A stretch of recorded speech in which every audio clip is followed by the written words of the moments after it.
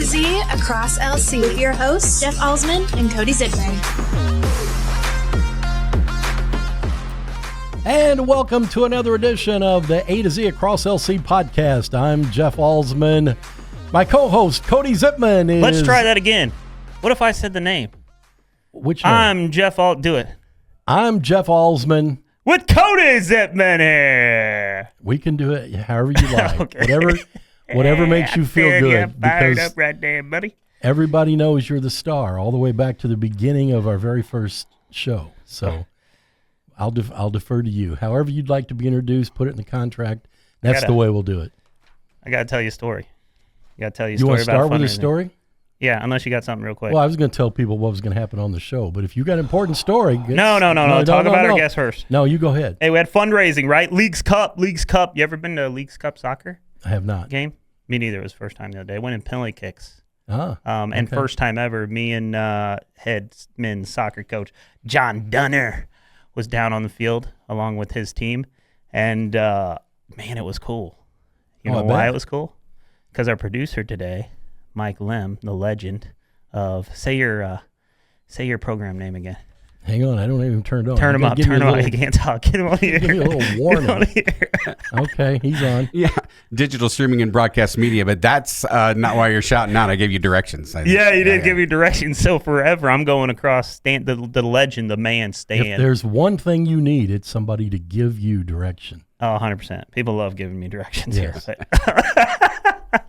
Anyways. And Lim, I'm just going to leave your mic up, so just so you know. Good. Okay. We got to hurry. Because I never know when he's going to change the format and go to you. That's okay. Anyways, talking about chili dogs. So chili dogs. No, I'm joking.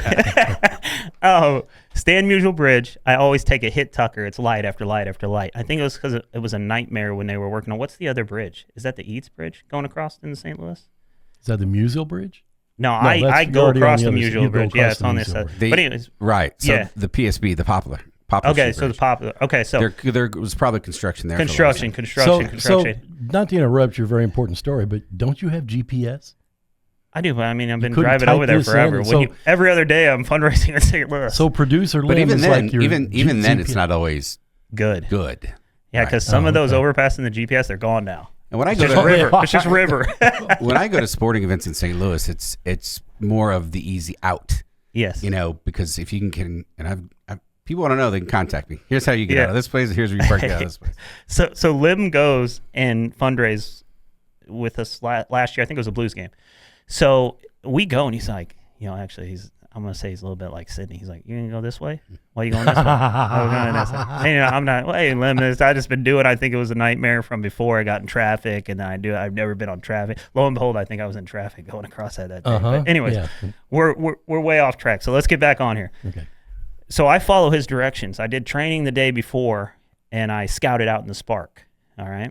And I'm all good. I'm comfortable. So I get in the van. I got all the kids in there. We're 15 deep in the van, all men's soccer. They're firing up. I got players from France in there. I got Latino country players in there, and most of them are new.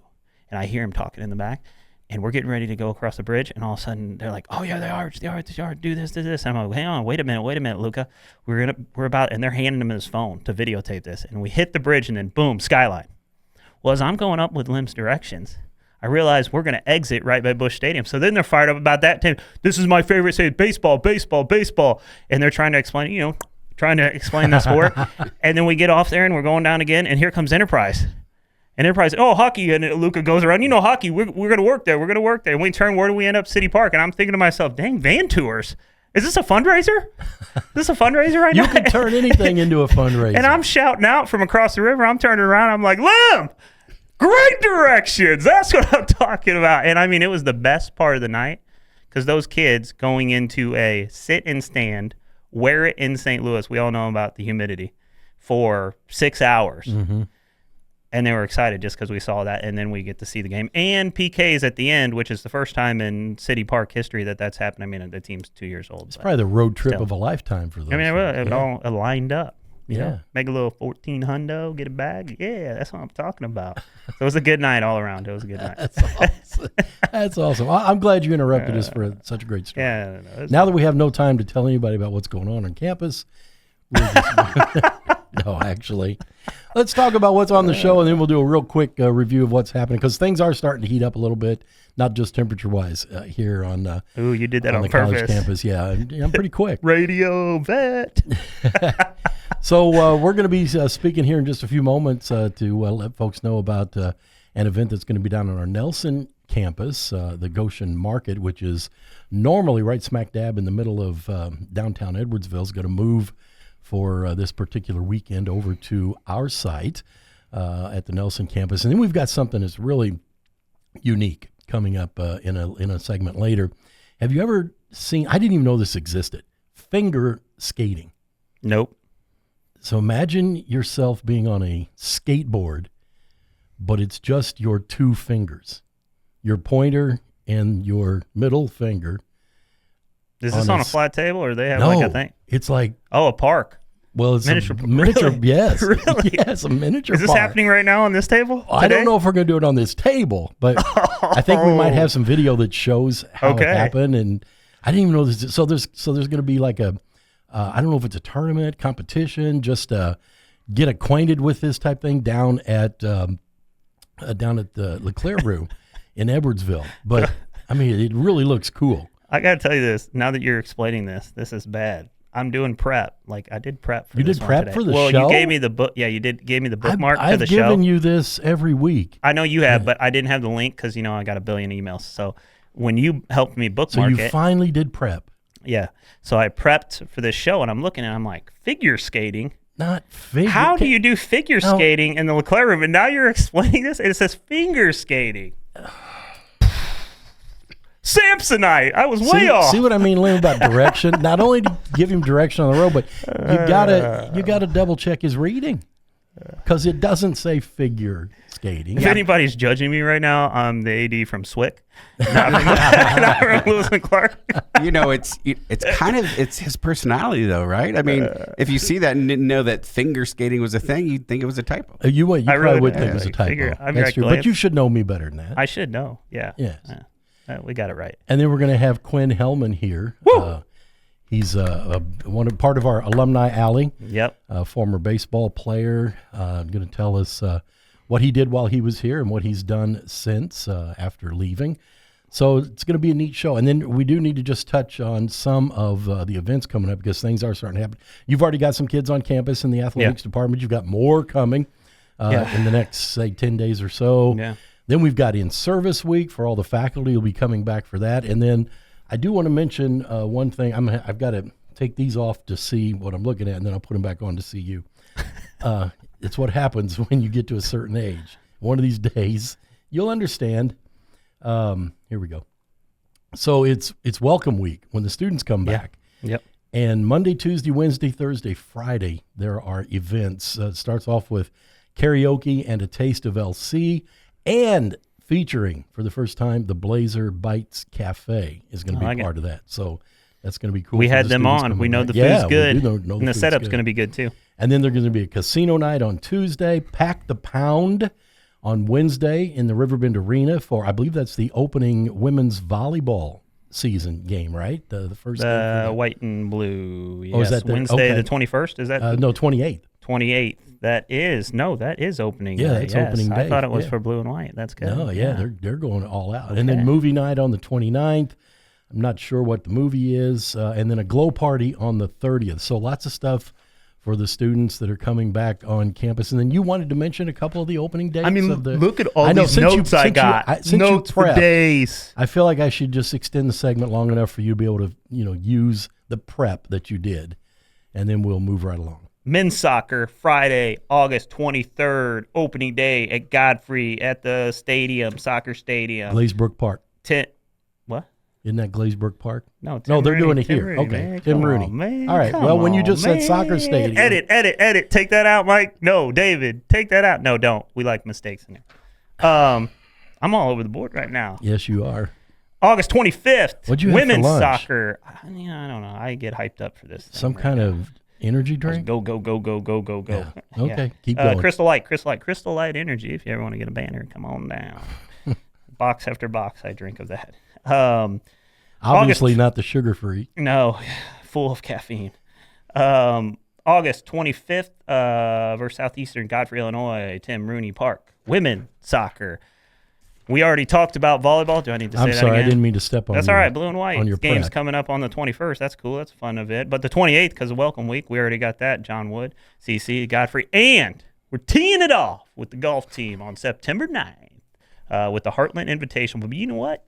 You got to get your road boots on for that to head up to Bloomington.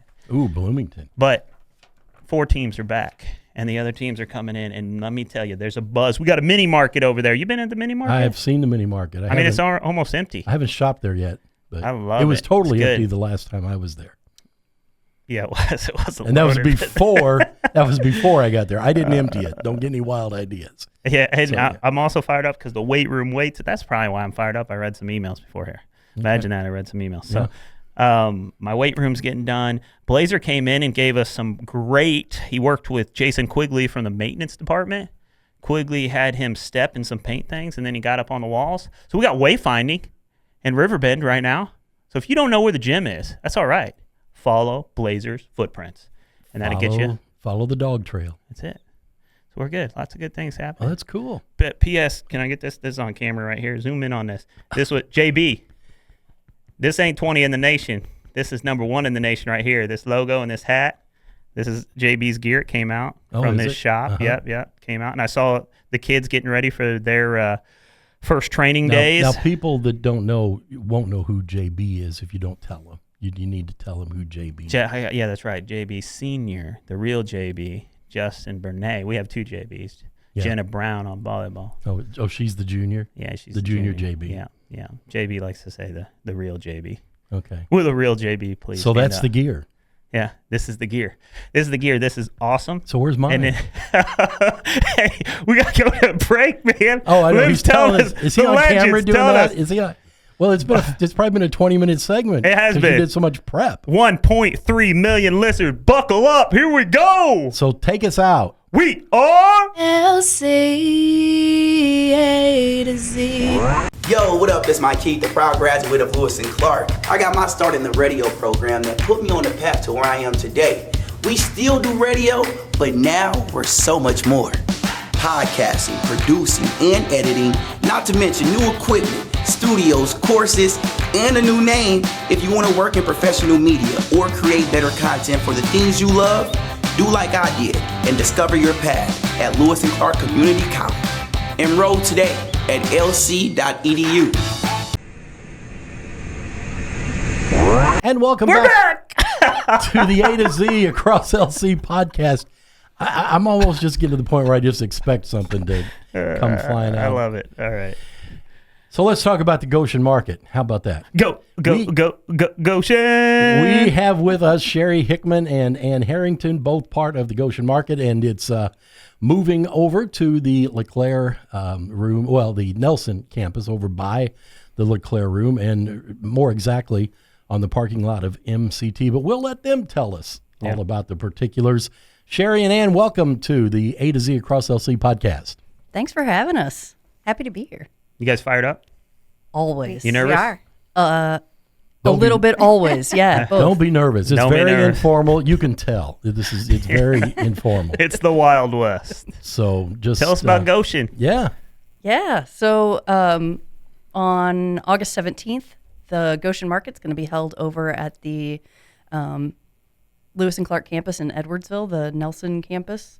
And we are excited. This is our second year doing that. The Edwardsville Rotary Criterium's taking place in downtown Edwardsville. So we are making a little space for them to have their festivities all day, and gives us an opportunity to party with you guys just up the road on Troy Road across from Market Basket. And we're really excited about it. This is only the second time the Goshen Market has moved from our location in 28 years. But we can't think of a place that'd be better to go do it at. So we are really grateful for you guys for letting us share your space. So thanks for doing that. So other than the location, nothing else changes, right? Same operating hours, and all of that. Same great vendors going to be there, correct? That's it. Correct. Yep. 8 to noon. Live music, kids activities, all the good stuff that you know and love about the Goshen Market. Just better parking. And Lewis and Clark will also have some representation there for some of their programs. We'll be having some vendor booths, tables, pop-up tents, whatever, all of that, wherever you want to classify that as. So we'll have a showing there as well. Talk about some of the vendors that you guys have and give folks an idea, if they haven't heard or been there, of what they can find at the Goshen Market. Sure. If you want to talk produce, we've got 3 local organic produce vendors. So all kinds of fresh, seasonal. In 2 weeks, we are still going to have exceptional sweet corn. We are going to have a huge variety of tomatoes, all kinds of squashes. Apples are just now coming in, so that'll be an exciting. I'll have some fresh, maybe Liberty apple making their first appearance. But certainly Beaver Farms and Rumblin' Ernie Farms and Whitlock Organic Farms. Those are our 3 organic. And then Family Garden is our mother-daughter team out of New Douglas, and they have an outstanding setup also. But we also have soaps and jams and all kinds of stuff. I'll let Sherrie talk to you about our artists. We've got a whole variety of those. Sometimes she moonlights there with her outstanding woodwork. So yeah, we have a juried process for being in the market. So any of our artisans have to submit artwork in advance, and we go through and find all the wonderful stuff. And we have woodworkers and, rug makers, jewelry artists, ceramics, and it's a mix each weekend. So lots of great stuff. yeah, really unique, handmade, local, great for gifts, great for yourself. And we love being able to support all those local vendors. So it's a cool opportunity for them too. How many local, what's your total of all the vendors? On average, let's say. I was going to say, so the least that we have had this season, and that includes days when it rains because we're rain or shine, is about 30. Okay. And we max out around 80. Okay. So, there's always something, and there's always something new. We also have community tables, so different organizations from the community show up and talk about what they've got going on. So that's always something fresh. Our kids' activities, last week we had a kids' market, so kids could make whatever they wanted to at home and come and sell it. One of our little kid vendors saved up enough money to buy a Goshen Market T-shirt. She got the purple one. She was very excited. So we love having something for everybody. Takes me back to my days of the lemonade stand in my driveway. Did you ever do that? Yes, I did. Me and Corey right on the corner, right there at Bethalto, across from we used to call it the duck pond, but I think it's like the Duck pond. Yeah, Duck gravesite pond right Bethalto. there. Yeah, it's the big that's not a gravesite. It's a cemetery. cemetery. That's it. I couldn't think about it. Multiple Sorry. gravesites and multiple ducks and some mean Yeah, ones. so we always had. So we'd sell lemonade on the corner there all day, and then guess what? Mom would give you a bag of bread, and you went over to the duck pond. Feed the ducks. That was it. just Different great. times. We rode our bikes. No Yeah. parents watching us. Just all over driving Well, across the street. Look both ways. That explains a lot. Anyway, let's get back to talk about the Goshen Market. Now I want to talk more about the cemetery. We'll get to that later. So I will say this. I've got 2 little Shih Tzu puppies, and we take them right down there to get groomed. We do it on the weekends because it's easiest for us. And every time I go down there, there's just scads of people at the Goshen Market when it's down there. And I don't know what that street is over by the courthouse, but which is where it's normally located. Mm-hmm. It's people come in carrying their big bags in and loaded, carrying them back out to their car. So there's people around all the time. It's very, very successful market. It's how long has it been going on down there, and did it take a while to reach this level of success and growth, or did it just start out and it was a hit right off the bat? We're in our 28th season, so it has been going on for quite a while. I don't think that either of us were. No, neither of we us weren't. were here at the very beginning. And I know that Sharon and Jamie Henderson, when they moved to Edwardsville in 1997, decided that what we were missing was a farmer's market. And so they worked on it. And that street by the courthouse is St. Louis Street. Okay. And that first little block was the first chunk. And then over time, it grew and took over more of that block. And then at some point in the run, expanded into what we call the expansion lot, but that's just the parking lot there by Gorey Law Offices across the street from New Song Church. And that's when we sort of got had capacity for larger volume of vendors. And I'm the first ever full-time employee for the Land of Goshen Community Market and the Goshen Market Foundation. So that has given us the opportunity to have somebody focusing kind of full-time on vendor retention and finding new vendors and also planning activities, instead of just for the first 25 years, it was entirely volunteer run and incredibly successful and grew and became this awesome chunk of Edwardsville activity and community.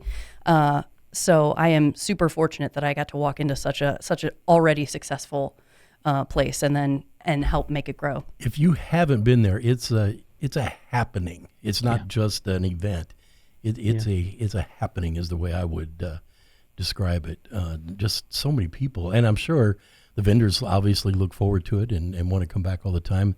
And you probably have a lot of regular customers that are there, if not every week, at least a couple times a month to restock whatever they've purchased in the past. So talk a little bit about the logistics of picking all of that up and bringing it over and putting it on the Nelson campus, because that's got to be at least somewhat of a chore, I would think. Well, I will hit that. Before we move on, I just want to say, we do have on any given weekend somewhere between 1,000 and 2,500 customers coming through. And our vendors, we have minimum 3, but up to 5 vendors that have been with us that whole time. Wow. So they've been coming back for 28 years. Save our space. Absolutely. We'll Boy, I would be in trouble. And you also mentioned your Shih Tzus, which I have to say, as many people as come to the market, almost that many dogs. Oh, good point. That's a good point. It is the best dog watching this side of the Mississippi. Thousands. Yes, and we get to see them from puppies, and then next thing you know, they're adult dogs, and there's new puppies, and it's just a lot of canine traffic. It's fantastic. Right. We get to know their names. It's a hoot. It is a lot of fun. So they probably look forward to it too, I imagine. It's probably a fun day. So socialized dogs on leashes are welcome all the time, and we love it. Yeah. Moving to the campus, there is so much of my job that I couldn't do without Sherrie's help, and a whole lot of that is her organizing brain, and she made it so easy for us last year. And, it was just, we decided ahead of time that what we needed to do was communicate well to everybody and just sort of got a real good count on vendors and then sent them a plan, sent them their assigned spots, gave them times when they needed to come in. Setup was a little bit different because we only have one entrance and exit from that MCT lot. So we had to just sort of stagger when they showed up. But everybody loved it. And really vendors and customers were kind of like, could we stay here? Not, bring it on, not everybody and not the whole time, because we love our downtown spot. But there were a number of folks that were like, this is lovely. And it was lovely. Yeah, it's great for the community next to it. They can walk. The LeClaire area gets to walk to the market, and I think they were super excited last year and want to know if it could come back again. But we do the market every weekend, and our vendors are fantastic and easygoing. So moving to the Lewis and Clark campus was pretty smooth. So just to give a visualization, the vendors will be on the parking lot of MCT, and then there will be some ancillary events happening or other things happening on the Nelson part of the campus in some of the green areas, correct? That's kind of the layout, and then restrooms are open in the building and stuff like that, correct? Yeah, we're going to have our live music will be set up and kids activities on the green space. I know that Lewis and Clark has some more activities planned for over on the green area. Nickel Plate Station is going to be open for folks to go check out. What else have we got, Sherrie? The Fab Lab will be open for tours, and if you haven't been to the Fab Lab, it is fabulous. I work there a lot on woodworking stuff, and it's just an amazing place.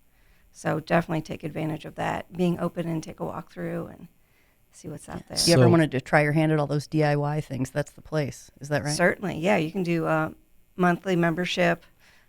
You can do it 1 month at a time. You can, once you get there, you're going to be hooked, so it doesn't matter. But, I know people that start with one little project, and then once you see all the cool stuff, you just want to find more projects.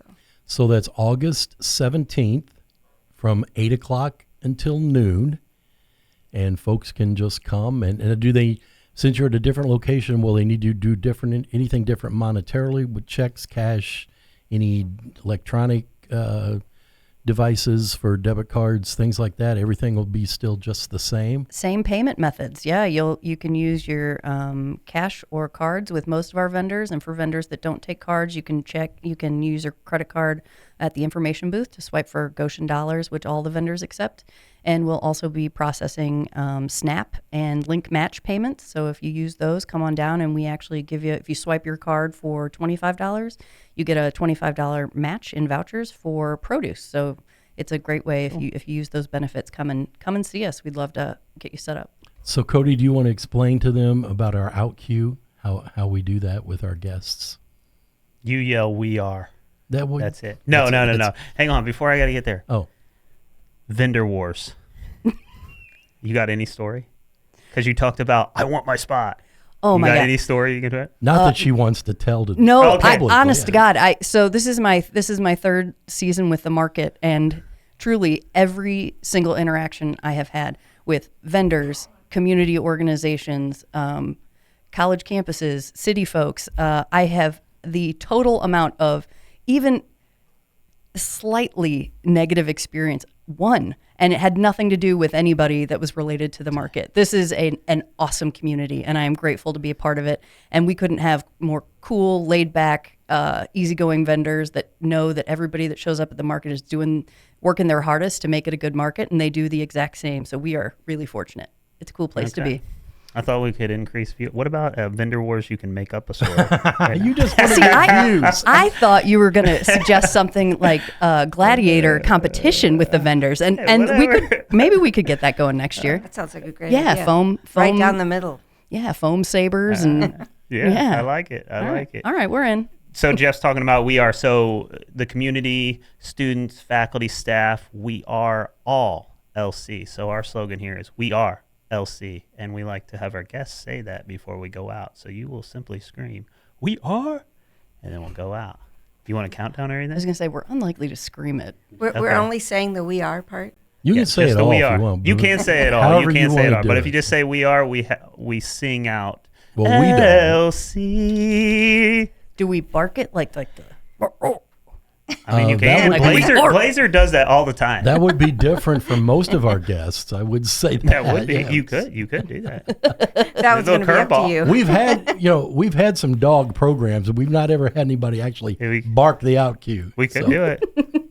You ready? Yeah, I'm ready. Sherrie. I'm Yeah? not barking. All right, Oh, dang, foot down. that's okay. Vendor wars. Yeah. You gonna give him a countdown? Yeah, got to count us down. 3, 2, 1. We are. LC A2Z. Yo, what up? It's Mike Keith, the proud graduate of Lewis and Clark Community College. I got my start in broadcasting and now I work all over the country. I discovered my path in media, but dental hygiene could have been my thing. Or my path could have been conservation.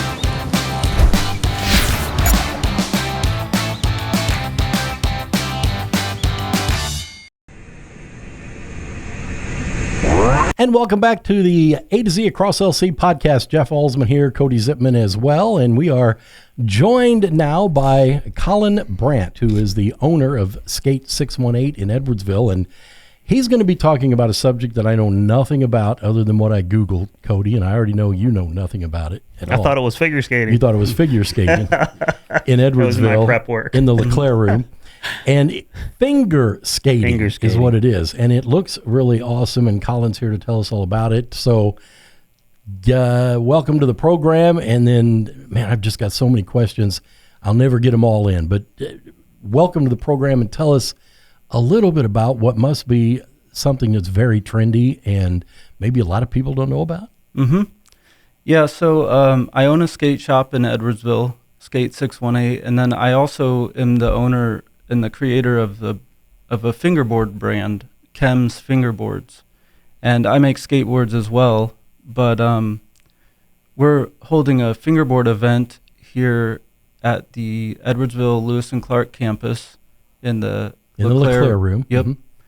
And it'll be on August 24th, Saturday, August 24th, and basically everyone will come to the event, and they'll, most people have their own fingerboard setups, and basically we have different obstacles like stairs and rails, similar obstacles to what you would have in skateboarding. I mean, it's basically, it mimics skateboarding, and everyone will just hang out and practice their hobby and fingerboard together. So this is crazy. I mean, to think about this, it's like, I've seen people do all these wild, crazy things on their feet, but these guys are doing it with 2 fingers. And can you give us an idea of, and I don't know how well the camera will pick it up, but maybe on that little top edge right there, like what because you guys do tricks and flips. I don't even know what they're really called. There's names for all this stuff, and I don't know what they are, but it's just like being on there with your feet. I've even seen folks that have little pants and shoes on their feet so that they look like little people on these fingerboards. It's like, it's wild. 100% committed to it. Yes, yeah, absolutely. Yeah, so it does mimic skateboarding almost exactly, and so all the same tricks you would do, and it's kind of like the same physics. So a kick flip would be here.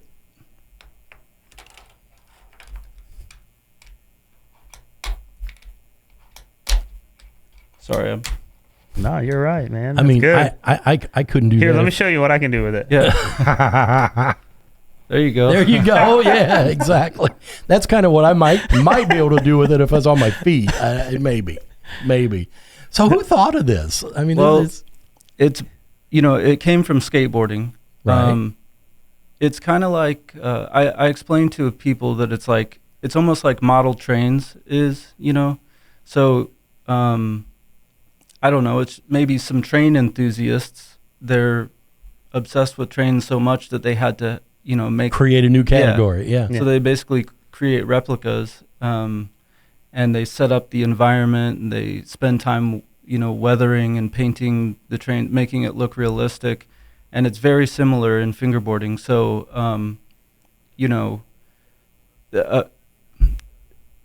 there's like entry-level fingerboards that you can just go buy at the store, like tech decks, which are just a $3 cheap plastic piece made in China, and they're great.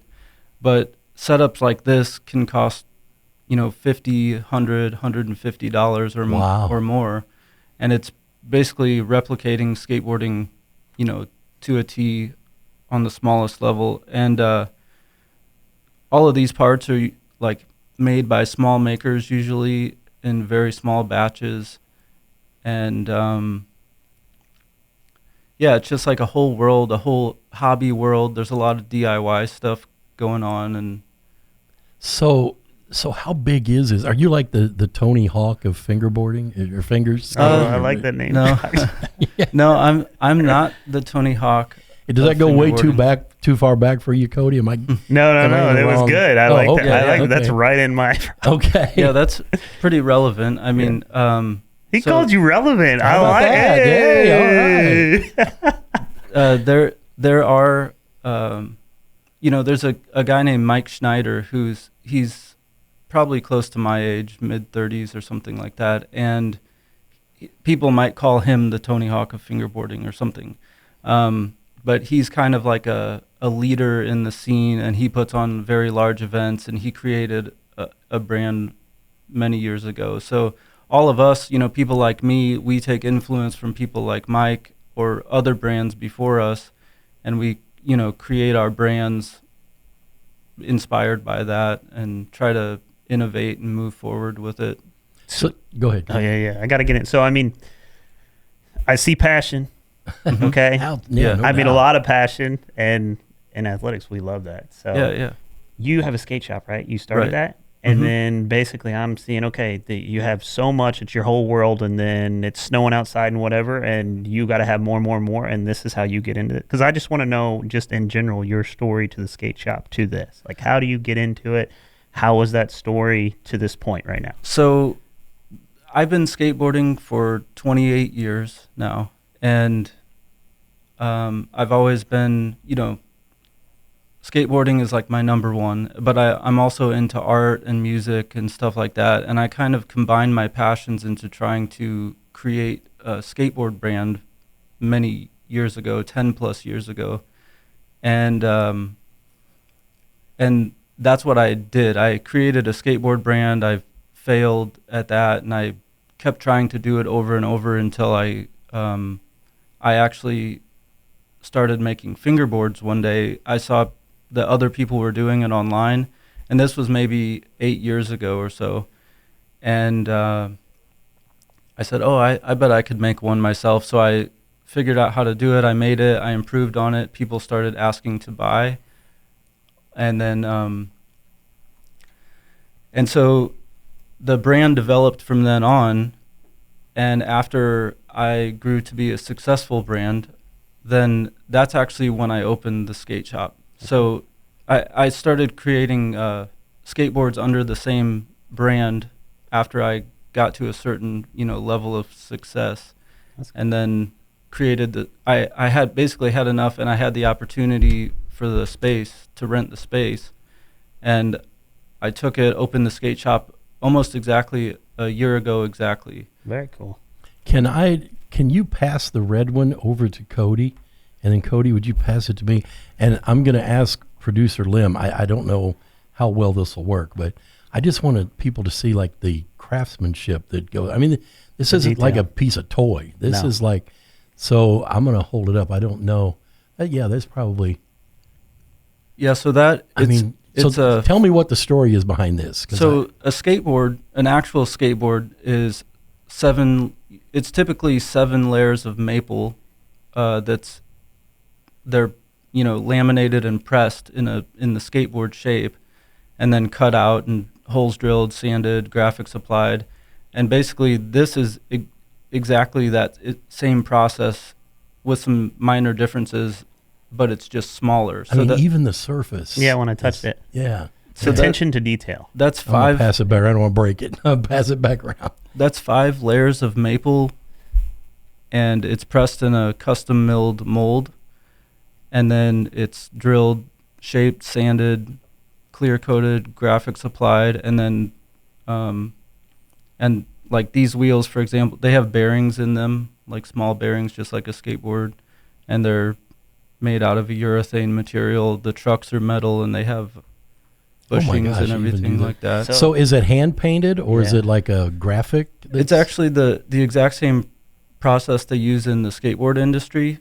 It's basically like it's ink on a carrier film, so it's heat transfers. So you apply that carrier film with heat and pressure, and it kind of binds to the clear coat. And then once you remove that film, the ink stays behind. So I use the exact same process as a skateboard graphic. I print skateboard graphics, but just with a lot of little fingerboard graphics on them. So I want to get to the competition side, but before that, just gives us an example of both. A normal skateboard and this, how long does it take to make one of these? Well, it depends who you are and how far developed you're into it. So the difference between there's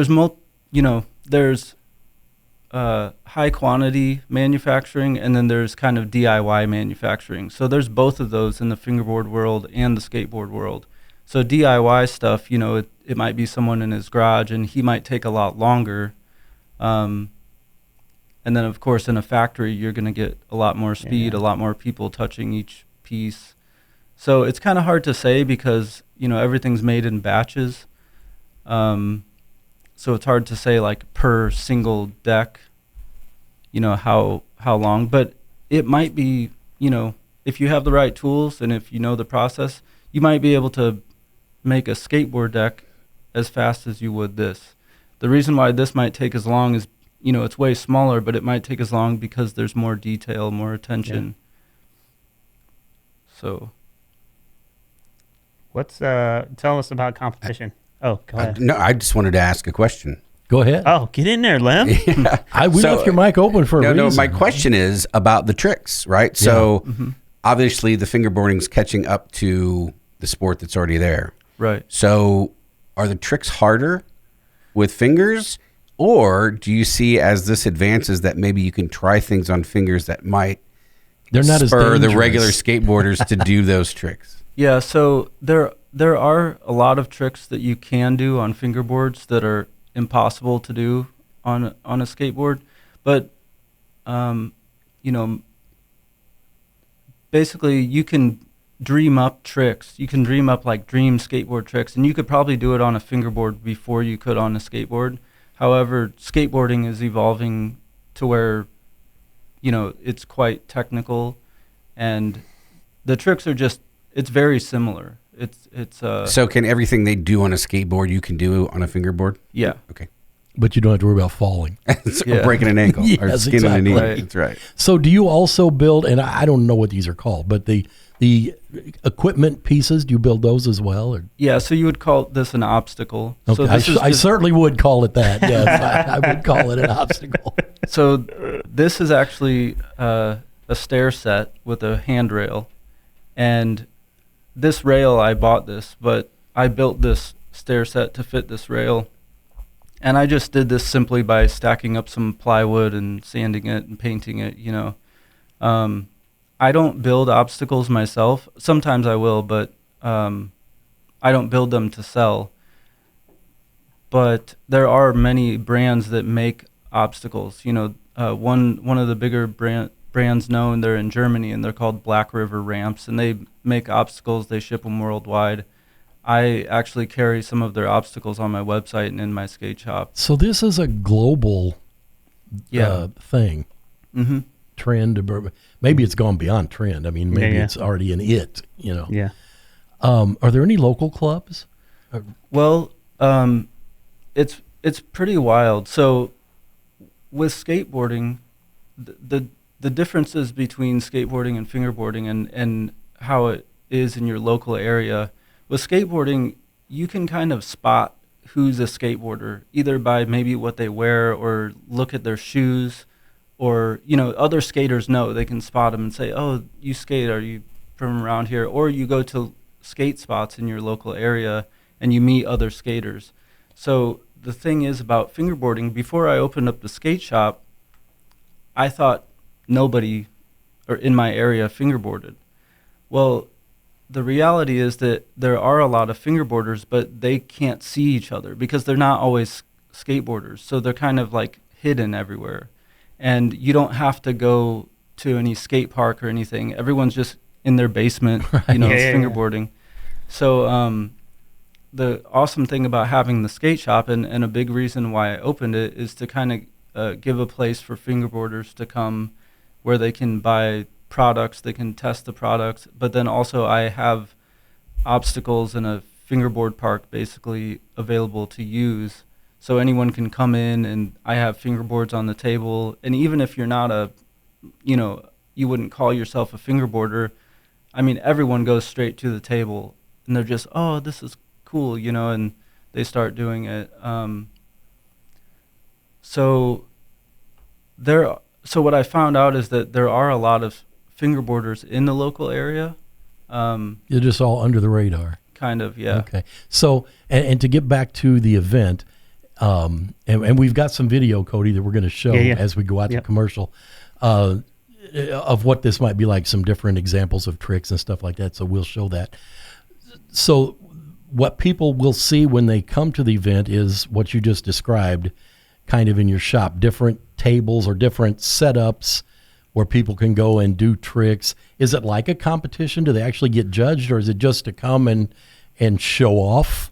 You know, what's it going to consist of? So I am building a bunch of fingerboard parks right now. Some of them have like a lot of textures, like brick textures and stuff like that. And basically I'm building really nice fingerboard parks so that I can basically convince people to maybe drive and be able to fingerboard on something cool. And then as far as like a standard or a typical competition, I'm not holding any competitions at the event like that, but I will have something where you film yourself doing like the best trick on one of the parks, and then you could submit that, and then I'll choose a winner per each park, basically. So there will be some competition and some prizes to be won, but the main reason I'm putting the event on is just kind of to get everyone together, to have other people, meet other fingerboarders, because that's not something that we often get to do. So it's like a convention. Yeah. Okay. And just to meet each other, people, I'll have exclusive items for sale that will just be at the event. I've invited a few friends to have tables, to be vendors at the event. And it's basically just to get everyone together and meet each other and encourage people to, fingerboard with others and stuff like that. I like it. Sounds like a blast. Bringing people together. Yeah, that's absolutely. what I like. So, like I said, when we go out, we're going to go out to the video of examples, and tell us again the date and the time, and then we're going to let you take us out to the video. It's Saturday, August 24th at noon, and it'll go to about 5. And then afterwards, we might do, I might invite people to come to the skate shop and stuff like that, or maybe we'll go to the skate park and skate. Cool. So you know our out cue, so send us out. We are LC A2Z.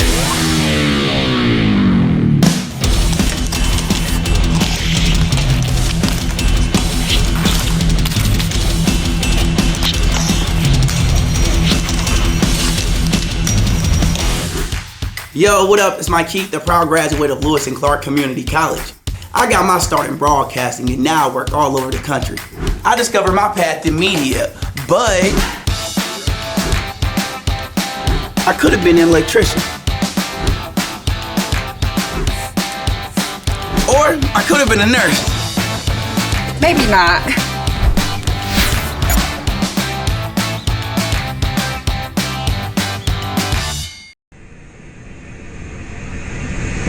Welcome back to the A to Z Across LC podcast. Jeff Alsman here. My co-host Cody Zippman is here as well. And we are going to head into our second edition of Alumni Alley here on our A to Z podcast. We have with us Quinn Hellmann, who is a former student, former baseball player. Legend. A legend? Okay. Legend of LC baseball. No, I did not realize. That's not even close.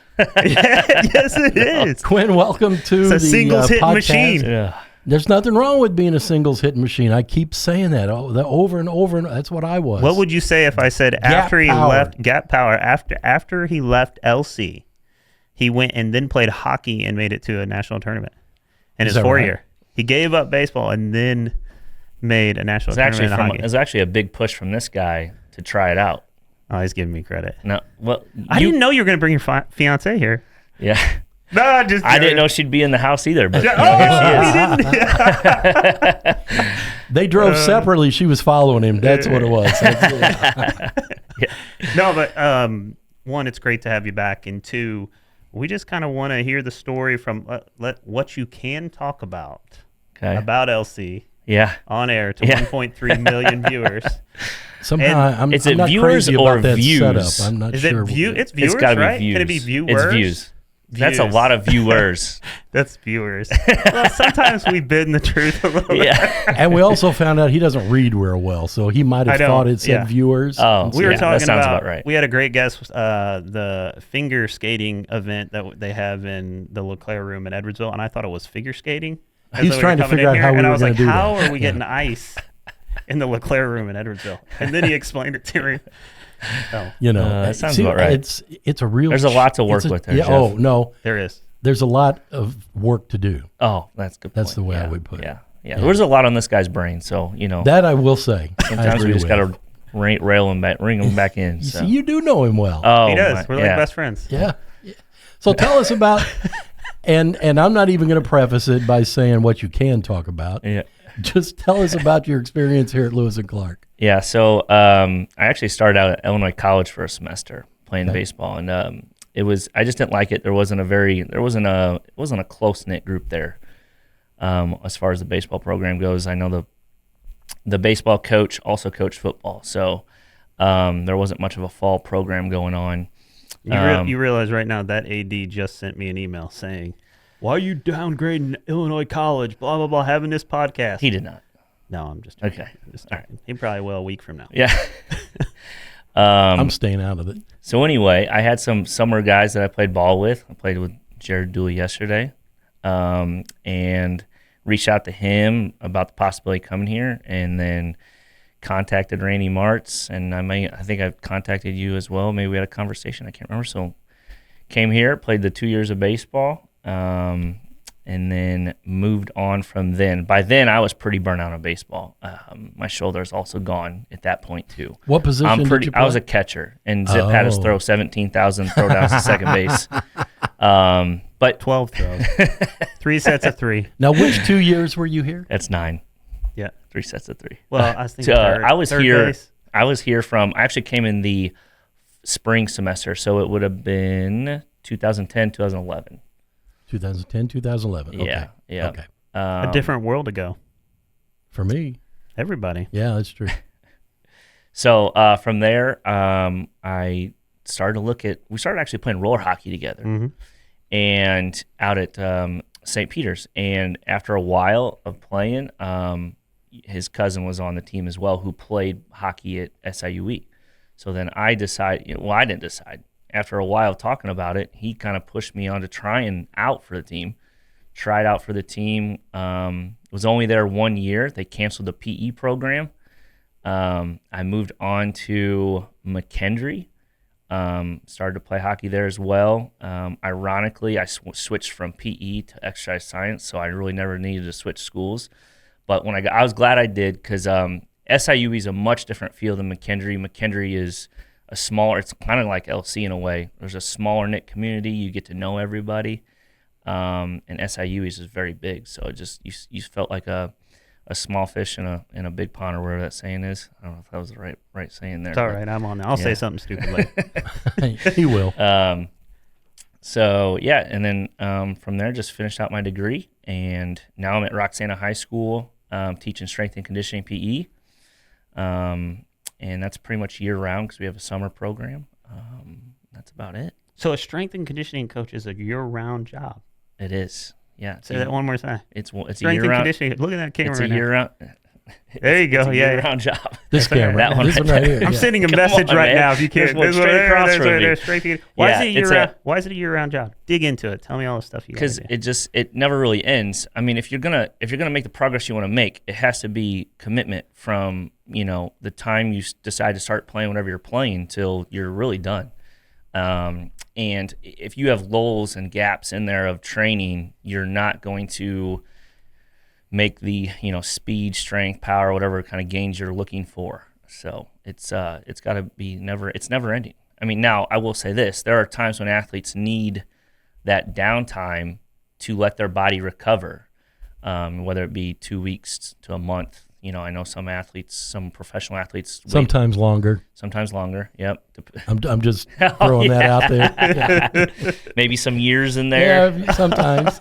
Not there was no shot at anybody. I'm just saying in general. Sure, it wasn't. All of a sudden, athletes. all of a sudden, I went from being relevant to irrelevant. Irrelevant. Yes. Yeah. So tell me about basically you went through. Talk a little bit about the national title run at McKendree. So, all right, I'll throw myself under the bus here. So I was a captain of McKendree for 2 years, and I eventually got fired as the captain. This is a lesson to be learned for people. I put out a tweet that I disliked what was happening. The worst thing I could have done, that's not a leadership material at all, and I deserve to be fired. So anyway, that following year, it was my grad school year. I could have played, but I chose not to. It was kind of the end. I just felt like it just wasn't working out that well to not do that last year. So then about at semester, the guy that took over as the captain sent out a text to me and said, "Hey, you should think about coming back to help us make this run." and I actually texted back and said, I think you texted the wrong person. And he's like, no, I'm serious. And I was like, so then, that whole conversation took place and came back at semester. And yeah, we made a run to the national title, or not title game, but we made a run to the nationals. And I think that usually how that works is there's, I want to say 8 teams there, and it's kind of like a pool play and then a final game. But yeah, we made it to the big stage, and it was really cool. It was an awesome experience. Okay, I want to ask you a catcher question. All right. I want you to let the secret out, okay? They talk so much about the catchers and how involved they are in calling the game. Mm-hmm. Does the catcher really call the game, or do they just look over in the dugout and the pitching coach or the manager gives them the sign, and they just give it to the pitcher on the, what's that called? The wristband? The little electronic device thing they've got now. Crazy now. PitchCom. Is that it? Yeah, PitchCom. PitchCom. Okay. Yeah. So Lim knows. So your catcher. Yeah. So tell us the truth. Yeah. So it depends what we're talking about. If we're talking about 10 to 12U where the coaches want to run everything, then yeah, they're going to call the pitches. But I think it depends on what level you're at, and I think it depends on the pitching coach and everything else. What was awesome here at LC was Zip taught us how to pitch to hitters, and because of that, it allowed us to call the game. Now every once in a while, our head coach Martz would want a pitch thrown, and he would call it. But for the most part, we were given free rein to call the game how we wanted, and there was always a plan. We charted pitches and everything else. So I think it just depends what system you're in and whose system, and that's going to determine who's calling pitches. But I would say that most times at the next level, catchers are calling the pitches. Okay. Yeah. I just wondered because they always talk about that, and I'm thinking they're getting a lot of credit for that. But I bet if they call the wrong one, I think, like you said, if you're at a certain level, like there's so much data behind. Yeah. They got pitcher-catcher meetings, Yeah, 3 absolutely. different coaches, Watching analytics, video, and then the video. Now, what might happen is, if a pitcher comes in the middle of the game, or they switch to maybe they have a pinch hitter, that's where they might not have the analytics on that guy, so they might look over to the dugout and they're ready for the pitch to be. or if a pitcher just called. doesn't feel his curveball that night, you may not go to it as much because of that. Yeah. Absolutely. Okay. All right. Yep. Okay. I'm just curious. Great question. That's a great question. So fast forward. I'm relevant again now. You are relevant. So fast forward now to what you do now. You hit Roxana, right? Yeah. You're a teacher. Yep. You're also a coach, and then of course now, you're coaching your exercise science for everybody. Right? Yeah. Athletes. So we have all of our athletes come in. Yeah. And not come in, but we try to get most of our athletes to take my class. I'm not the only strength and speed guy. There's our head football coach does early bird, so that's before school starts, and then he does first hour, and then I'm hours 2 through 7, and that takes us to the end of the day. We try to encourage all of our athletes to take it. From where it first started to where it is now, it's night and day. In so many aspects, I could talk for an hour about this, but we got time. Yeah. Lemons loves a good 2-hour podcast. Yeah, I'm sure he does. Lots of editing, right, Don? I'm trying to figure out where I was going to go with that. But basically, we got most of our athletes in the strength and speed program, and the ones that are not in it, they don't. You can tell that they fall behind everybody else. We just had a group, so our senior class this year just graduated. 4 years ago is when they came in, and that was when we had just started the strength and speed program. They were the first group to get all 4 years of strength and speed. This was also the group that went 9-0 in regular season play. We went to the semifinal game where we lost to Mount Carmel. It takes the right group of athletes to help set the culture, but the group we had there was excellent. We were very lucky. They helped set the culture for us for years to come, and now it's up to everybody else to maintain that same culture that they set. So they talk about, catchers make great head coaches or managers. Do you have any aspirations for ever doing something like that someday? With baseball? At a different, a high school level or a college level, or yeah, maybe even, some team not too far away might be looking for somebody before long. Yeah. So I was really into baseball once I graduated from McKendree. But when COVID hit, that was the last year I'd coached baseball. I'll be honest, I'm burnt out on it. Don't want to do it anymore. There's still aspects where I'm like, I kind of wish I was doing that, but I'm like, I don't really want to spend all that time doing it. And so I just coach football now, and I love football. That's where my real passion, I think, is as far as coaching goes. So yeah.